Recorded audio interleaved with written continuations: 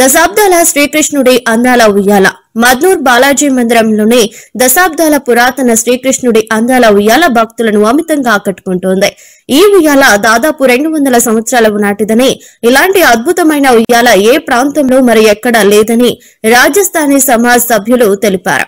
శ్రీకృష్ణుని జన్మాష్టమి 5 రోజుల ముందు ఈ ఉయ్యాలను బయటకు తీసి పూజలు నిర్వహిస్తామని తెలిపారు.